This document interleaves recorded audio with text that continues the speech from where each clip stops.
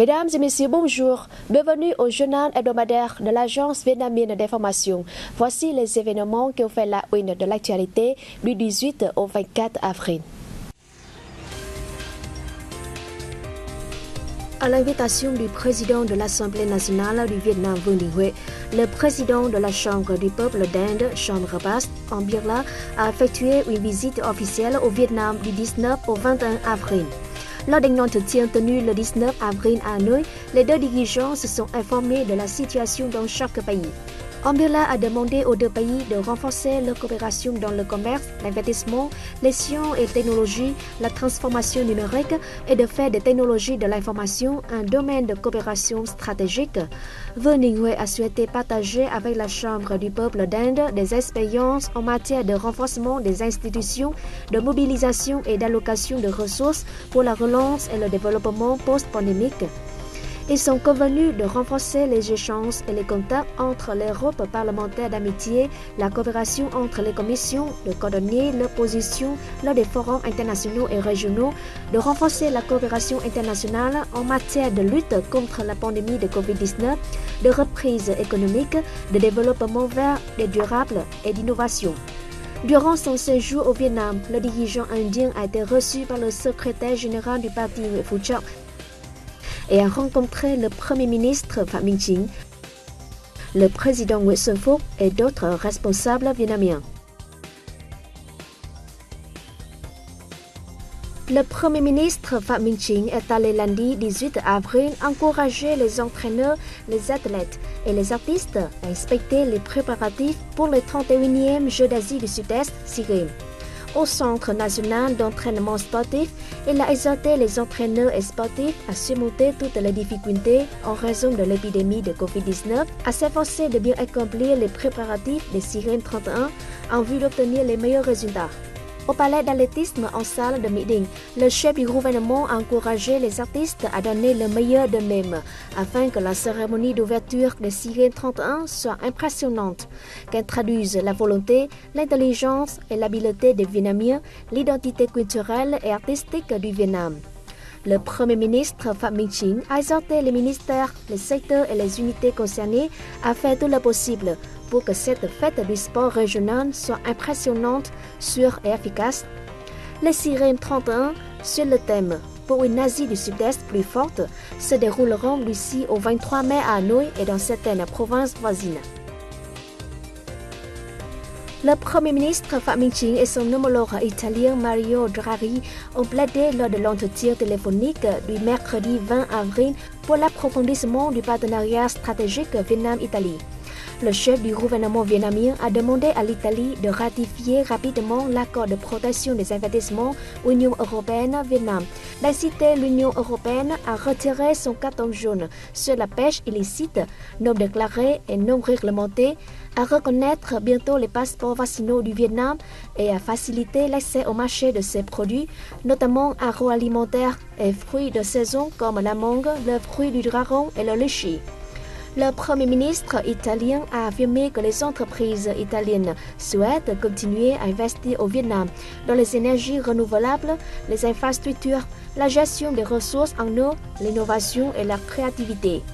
Phạm Minh Chính a demandé à l'Italie, en tant que membre important du G7 et de l'Union européenne, de soutenir le Vietnam dans l'accès au financement et technologies pour faire face au changement climatique, au programme de transformation numérique, d'économie verte et d'énergie renouvelable, dont l'établissement de partenariats pour une transition énergétique. Les deux dirigeants ont convenu de travailler en étroite collaboration lors des forums multilatéraux et ont discuté de questions internationales et régionales d'intérêt commun.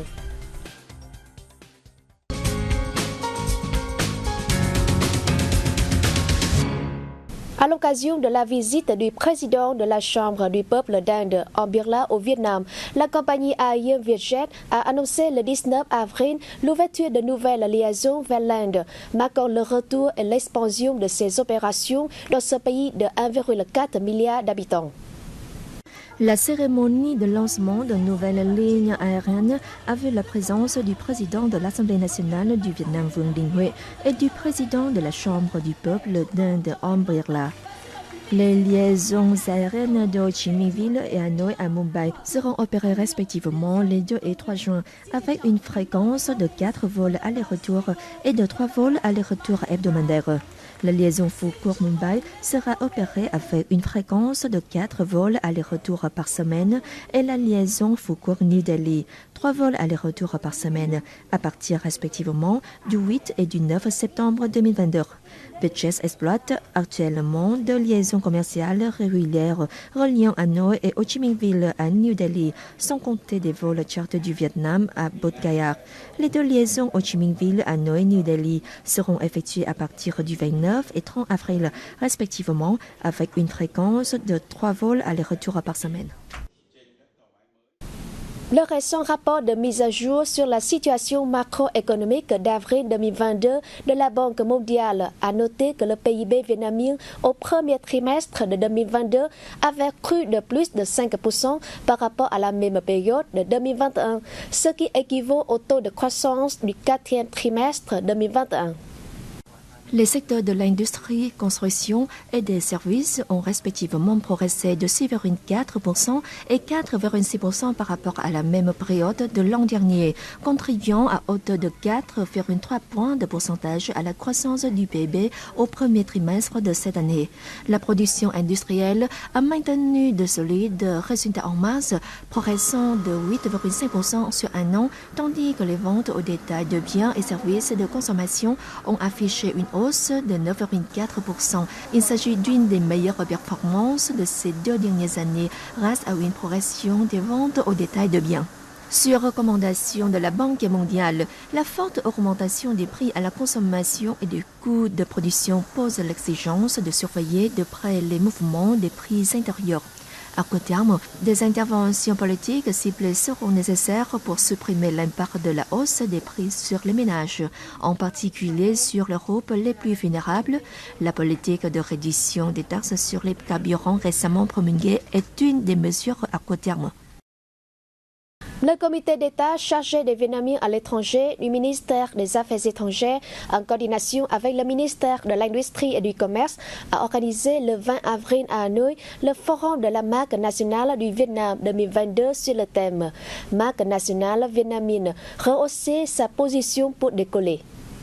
Au fil des ans, la marque nationale du Vietnam n'a cessé d'augmenter sa valeur et son classement à l'étranger et a été reconnue par de nombreuses organisations internationales prestigieuses. Malgré de nombreuses difficultés, la communauté des affaires a contribué considérablement à relancer l'économie nationale et à placer le nom du Vietnam dans le groupe des pays ayant une forte marque.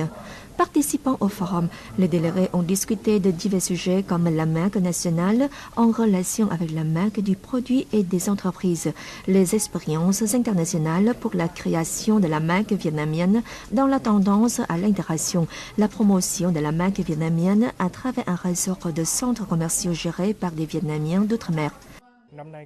Ce forum